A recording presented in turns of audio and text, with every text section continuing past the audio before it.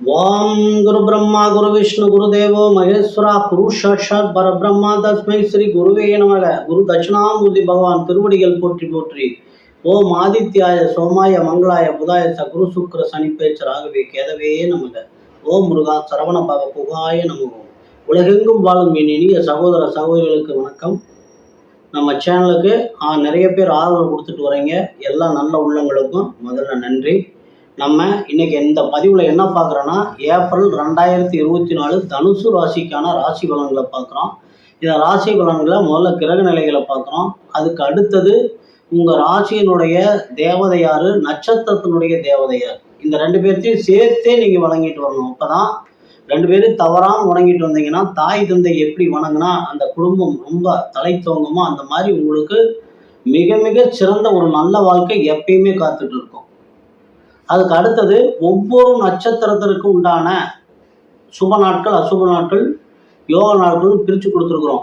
ஏன்னா நம்ம என்னைக்கு எந்த காரியத்தை போய் செய்யலாம் அப்படிங்கிற ஒரு தடுமாற்றம், போய் அங்கே ஃபெயிலியர் ஆகிட்டு திரும்ப வந்துட்டு இன்னைக்கு இதை செய்யலாமா வேண்டாமா அப்படின்னு முடிவெடுக்க முடியாமல் தடுமாற்றம் இருக்கு இல்லையா, அந்த தடுமாற்றம் இருக்கக்கூடாது। இன்னைக்கு போனீங்கன்னா இது நல்லா இருக்கும், இன்னைக்கு போகாதீங்க, இன்னைக்கு உங்களுக்கு நாள் நல்லா இல்லை அப்படின்னு உங்களுக்கு உணர்த்துறதுக்காக, உங்களுக்கு ஒரு வழிகாட்டிக்காக அந்த சுப நாள் அசுப நாள் கொடுத்துருக்குறோம்। எல்லாரும் பயன்படுத்திக்கிங்க।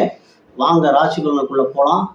இந்த மாசத்தினுடைய ரொம்ப ரொம்ப ரொம்ப ரொம்ப ரொம்ப ஒரு அதிர்ஷ்டமான 12 ராசியிலேயே ரொம்ப அதிர்ஷ்டமான ராசி அப்படின்னு கேட்டிங்கன்னா, எல்லா சுகங்களையும் அனுபவிக்கக்கூடிய ஒரு ராசி அப்படின்னா நீங்க தான், தனுசு ராசிக்காரங்க தான் இந்த மாசத்தினுடைய ஹைலைட்।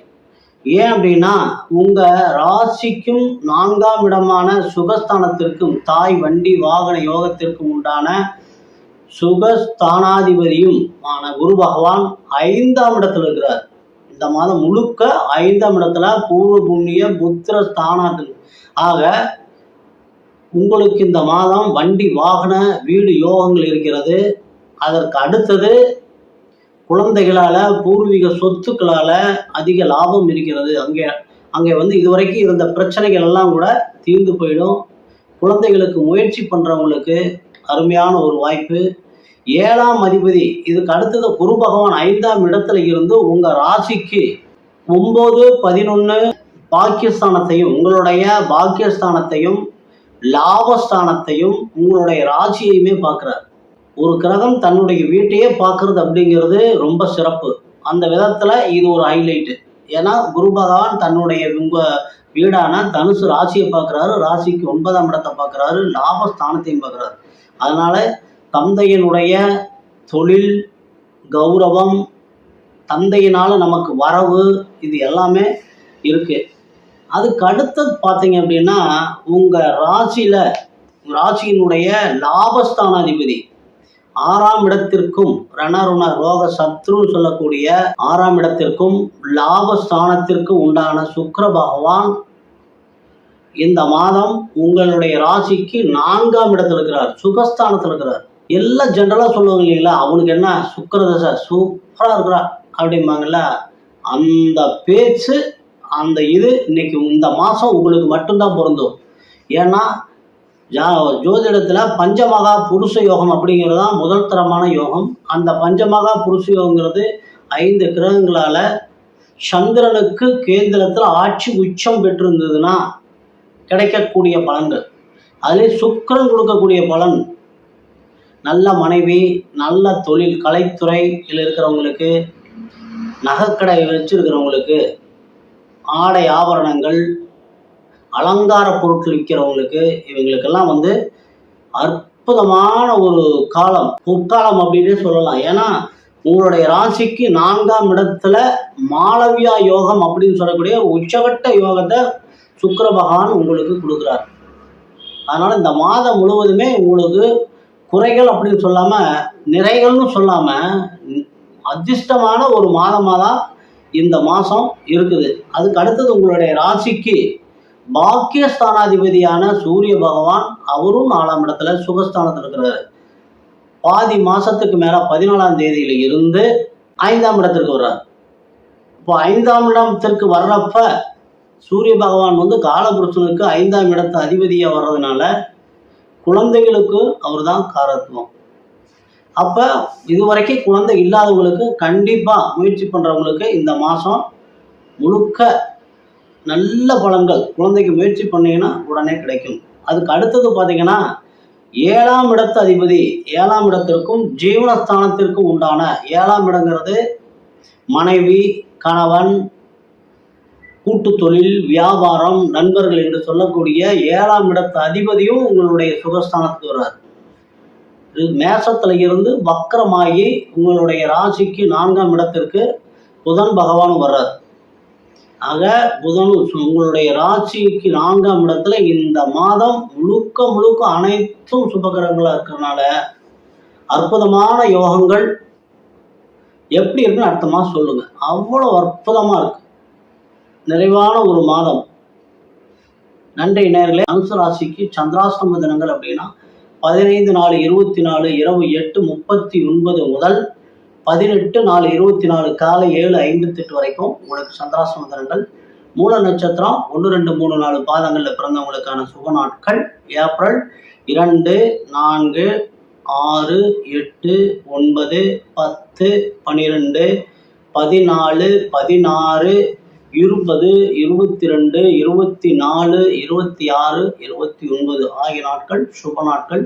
அசுப நாட்கள் ஏப்ரல் 3, 5, 7, 17, 21, 30. யோக நாட்கள் ஏப்ரல் 12. நீங்க வணங்க வேண்டிய தெய்வம் அப்படின்னா தனுசு ராசிக்கு உண்டான தேவதை அப்படின்னா தட்சிணாமூர்த்தி வழிபாடும் பிரம்மாவுடைய வழிபாடும் தான் ராசிக்கு உண்டான தேவதைகளை வர்றாங்க. ஏன்னா தனுசு ராசி அப்படிங்கிறது ஆன்மீகம், ஜீவ சமாதி இது எல்லாம் குறிக்கக்கூடிய இடம் அப்படிங்கிறதுனால ரொம்ப அற்புதமான ஒரு ராசிங்கிறனால ராசியினுடைய தேவதையா தட்சிணாமூர்த்தி வழிபாடும், நட்சத்திரத்தினுடைய மூல நட்சத்திரத்தினுடைய தேவதையா ஆஞ்சநேயர் வழிபாடும். நீங்க காலத்துக்கும் இந்த 2 பேர்த்தையும் நீங்க தொடர்ந்து விடாம வழிபட்டு வாங்க. உங்களுடைய வாழ்க்கையில கஷ்டங்களே வராது, மேன்மையாவே இருந்துட்டு இருக்கும். அடுத்து இந்த சுப நாட்கள் அசுப நாட்களில் நீங்கள் எழுதி பேப்பரில் எழுதி வச்சுக்கோங்க. எங்கேயாவது உங்களுக்கு இன்றைக்கி இது செய்யலாமா வேண்டாமா அப்படின்னா ஒரு கிளான்ஸ் எடுத்து பாட்டு ரைட் நல்லலாம் இருக்கா தாராளம் செய்யுங்க, அசுப நாளாக இருக்கா கொஞ்சம் யோசிங்க, புது காரியங்களுக்கெல்லாம் அன்னைக்கு விட்டுட்டு வேறு வேலை இருந்தால் பார்த்துக்கோங்க. அடுத்து பூராடம் 1, 2, 3, 4 பாதங்களில் பிறந்தவர்களுக்கான சுப நாட்கள் ஏப்ரல் 3, 5, 7, 9, 11, 13, 15, 17, 21, 25, 27, 30 ஆகிய நாட்கள் சுப நாட்கள். அசுப நாட்கள் ஏப்ரல் 4, 6, 8, 19, 23 ஆகிய நாட்கள் அசுப நாட்கள். யோக நாட்கள்னா ஏப்ரல் 13, 15. வழிபட வேண்டிய தெய்வம் ராசிக்கு உண்டான தட்சிணாமூர்த்தி வழிபாடையும் பிரம்மாவினுடைய வழிபாட்டையும் ஜம்புகேஸ்வரர் வழிபாடு உங்களுக்கு கஷ்டங்களை எல்லாம் போக்கக்கூடிய வழிபாடும். நீங்கள் வீட்லேயோ அல்லது பாக்கெட்லேயோ வச்சுக்க வேண்டிய ஒரு படம் அப்படின்னா 3 குரங்குகள் இருக்கிற படம்.